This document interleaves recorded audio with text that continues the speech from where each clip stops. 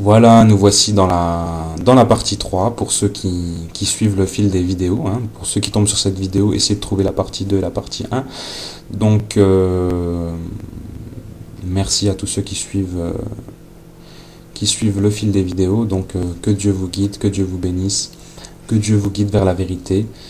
Euh, donc, revenons sur cette analyse de l'Apocalypse de Jean. Donc je vous ai parlé un petit peu de la puce RFID, j'avais parlé de la puce RFID, du projet Bluebeam et du Dajjal, donc l'Antéchrist, dans l'Apocalypse 13.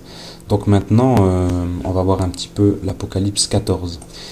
J'ai remarqué que... Comment dire ça dans le... Bon, déjà, à la fin des temps, là j'ai pas les textes sur moi, c'est dommage. J'ai un texte qui parle d'un hadith en fait qui dit qui concorde parfaitement un hadith qui concorde, excusez-moi, parfaitement avec l'Apocalypse 14 de Jean au verset 1. Je vous lis le verset. Je regardais et voici l'agneau, donc Jésus alayhi salam ibn Maryam, donc Isa ibn Maryam, donc Jésus, fils de Marie. Je regardais, et voici l'agneau se tenait sur la montagne de Sion, et avec lui 140 000 personnes qui avaient son nom et le nom de son père inscrit sur leur front. Donc c'est ceux qui ont reçu... d'abord, je vais revenir sur les textes islamiques qui parlent de ce verset de l'Apocalypse de Jean. Donc là, encore une fois, une partie qui est intacte, donc, parce que l'islam le confirme, la dernière révélation, le Coran et les hadiths confirment ce verset. Donc il y a un hadith qui dit qu'à la fin des temps, Jésus, Allah il dit au prophète Jésus de se réfugier sur la montagne de Sion avec les musulmans parce qu'il va relâcher Gog et Magog qui vont déferler de toute hauteur. Donc les musulmans, ils savent ici de quoi je parle. Donc les Gog et Magog vont déferler de toute hauteur, d'accord. Et il dit de se mettre à l'abri sur le mont, la montagne de Sion. Hein, je sais plus comment elle est appelée, le mont Houd. Non, c'est pas ça. Le mont Thor, je crois. Bon, ça correspond, c'est la montagne de Sion en fait, hein, mais c'est appelé autrement dans les hadiths. Donc, Allah, Dieu, va dire à Jésus de se réfugier avec les croyants, donc les chrétiens qui auront vu Jésus, bon, c'est ma version, après, comme je vous ai dit, vous êtes libre de croire ou pas. Certains chrétiens vont renier quand ils vont voir que Jésus dit qu'il faut être musulman. Certains vont se convertir tout de suite, hein, je pense un grand nombre, je pense le plus grand nombre, mais il y aura toujours un groupe de récalcitrants par orgueil, par racisme ou je ne sais quoi encore, donc qui seront trop dans les amalgames et qui ne pourront pas accepter la vérité, donc au moment où Jésus dira qu'il faudra être musulman. Donc Jésus avec les musulmans et chrétiens reconvertis, donc les nouveaux musulmans, bref, tous les musulmans, quoi, les croyants. Donc Jésus et les croyants se réfugieront, sur la montagne de Sion.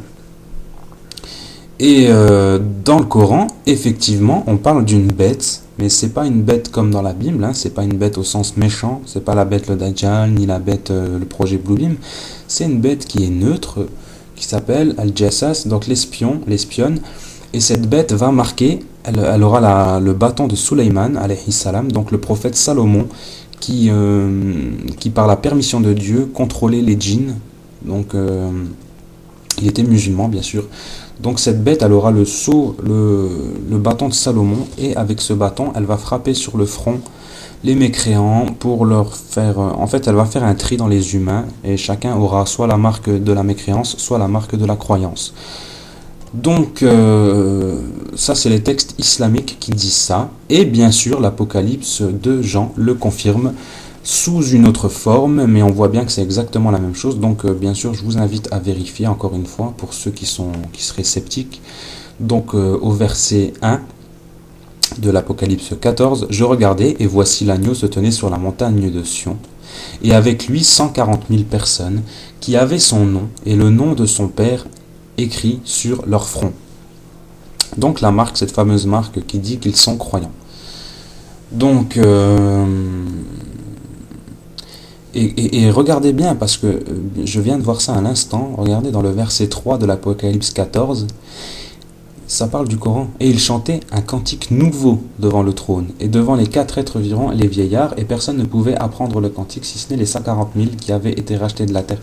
Donc c'est un nouveau... on dirait que... Je ne sais pas, hein, maintenant j'ai émis des hypothèses. Et il chantait un cantique nouveau. Le Coran se psalmodie. Donc il chantait un cantique nouveau. Donc...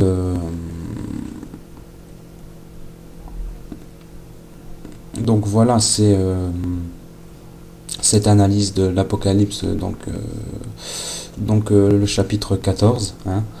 Donc je n'ai pas encore fait les autres parties suivantes. Par contre, j'avais remarqué quelque chose dans l'Apocalypse 7. Donc, parce que je remarque aussi qu'il faut savoir que l'Apocalypse est dans le désordre. Hein. On croirait que c'est dans l'ordre en général, mais il y a des parties qui ne devraient pas être là, ça parle même à certains moments de la résurrection en fait, de la vie après la fin du monde. Parce qu'on parle du trône de Dieu sur terre et tout ça, mais dans l'islam, le trône de Dieu sera installé sur terre le jour de la résurrection pour le jugement. Et il le dit, là dans l'Apocalypse, on dit que les croyants sont devant le trône et tout ça, mais c'est impossible que Dieu soit sur terre avant la fin du monde. Dieu sera sur terre après la fin du monde.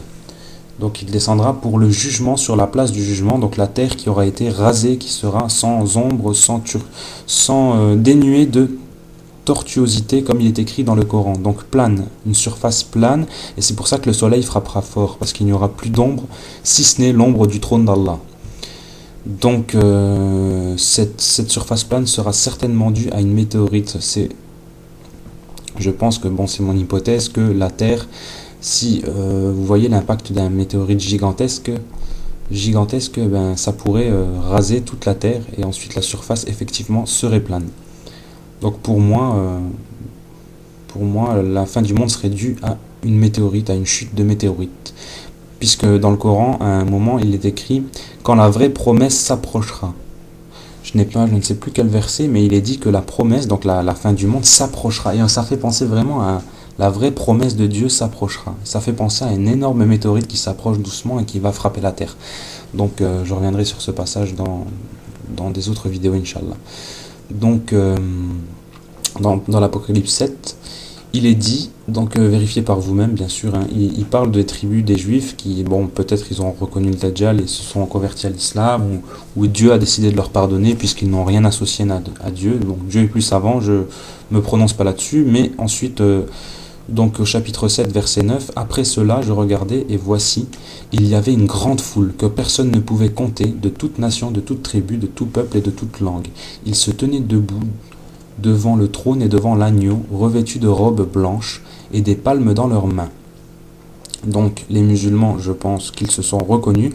Pour les chrétiens qui ne savent pas, nous, notre couleur, tous les hadiths du prophète alayhi salatu wassalam, le prophète alayhi salatu wassalam, il nous disait tout le temps de nous habiller en blanc. Il faut qu'on privilégie le blanc, c'est notre couleur, c'est la couleur de l'islam.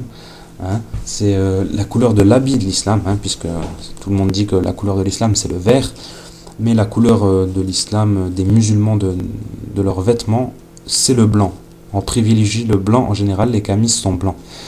Donc, et il y a aussi des hadiths sur... c'est pour ça que je dis qu'il y a des passages de l'Apocalypse qui parlent de après la fin des temps. Et je pense que ce verset, puisqu'ils sont devant le trône, là, le verset 9 et 10 de l'Apocalypse, même 9, 10, 11, 12... 13, 14, donc à peu près cette partie-là, donc à partir du verset 9 du chapitre 7, hein, de l'Apocalypse, hein, bien sûr.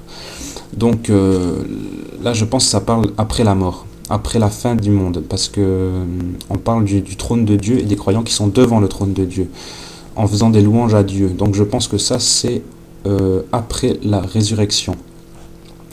Donc je vous lis cela, et ça, ce verset parle des musulmans. Après cela, je regardais, et voici, il y avait une grande foule que personne ne pouvait compter. Donc une foule immense. Et tout le monde le sait, les musulmans sont de plus en plus nombreux, c'est une foule immense. Et écoutez bien la suite, de toute nation, de toute tribu, de tout peuple et de toute langue. Les musulmans, il y a des musulmans chinois, il y a des musulmans français, italiens, bon bref, hein, je ne vais pas vous faire toute la liste des pays, mais il y a des musulmans dans chaque pays du monde. Dans chaque pays du monde. Il y a même des Israéliens convertis à l'islam. Il y a des musulmans partout dans le monde. Donc des musulmans de toute nation, de toute tribu, de tout peuple et de toute langue.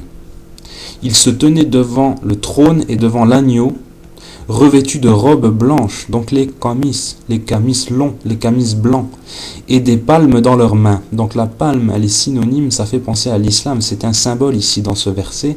La palme, donc le palmier, ça fait penser, la palme, moi la palme, ça me fait penser à l'islam, tout simplement. Donc pour les vêtus de robes blanches, ça me fait penser aux camis. Donc, et il criait d'une voix forte en disant: le salut est à notre Dieu qui est assis sur le trône, et à l'agneau. Et les anges se tenaient autour du trône et des vieillards, et des 4 êtres vivants, ils se prosternèrent sur leur face, devant le trône, et ils adorèrent Dieu. Donc ils se prosternèrent comme les musulmans, ce que ne font plus les chrétiens, en disant Amen, donc en arabe Amin, la louange, la gloire, la sagesse, l'action de grâce, l'honneur, la puissance et la force soit à notre Dieu au siècle des siècles. Amen. Et c'est ce qu'on dit nous. Alhamdulillah. Donc gloire à Allah. La sagesse. Allah le sage. Al-Hakim. Donc la puissance. Allah le puissant. Al-Aziz. C'est les attributs de Dieu qui sont là-dedans. Et ça parle bien de Dieu. Ça parle bien des musulmans qui sont devant les trônes en disant Amin. Alhamdulillah. Subhanallah, donc gloire à Dieu. Et voilà, tout simplement. Donc vérifiez bien cette partie de l'Apocalypse 7 à partir du verset 9, ça parle des musulmans. Vérifiez. Et pour les musulmans, vérifiez, puisque vous le verrez encore mieux vu que vous connaissez les textes pour la plupart, hein, sinon vous avez accès au Coran et au Hadith. Vérifiez bien et vous verrez que l'Apocalypse de Jean est très intéressante au niveau de la fin des temps. Il y a beaucoup de... Comment dire mais en même temps, c'est bien parce qu'on peut...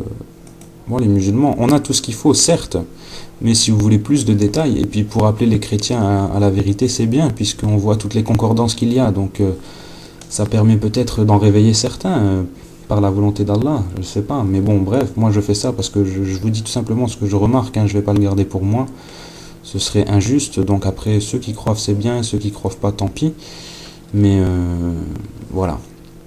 Donc comme je vous disais, regardez bien, hein, ils se prosternaient sur leur face, donc voilà, les chrétiens ne se prosternent plus, et ils vont se prosterner, non, c'est les musulmans qu'on parle ici.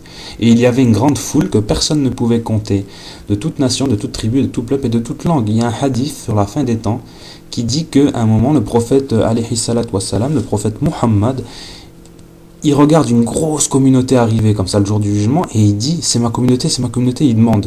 Et on lui dit, non, ça c'est la communauté de Moïse.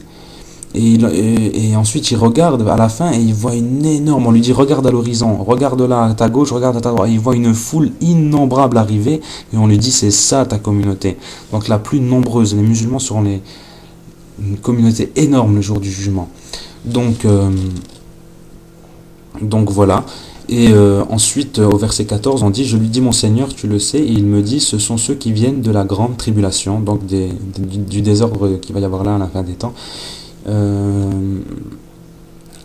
Ils ont lavé leurs robes et les ont blanchis dans le sang de l'agneau, c'est pour cela qu'ils sont devant le trône de Dieu, ils le servent jour et nuit dans son temple. Alors là, c'est très intéressant, hein, je vais passer au verset suivant dans la prochaine vidéo, Inch'Allah, parce que je pense que le temps est dépassé, j'ai pas chronométré, mais je vais refaire une vidéo. Donc suivez le fil, là ça devient très intéressant, ça parle de Dieu qui protège les gens du soleil qui va être rapproché et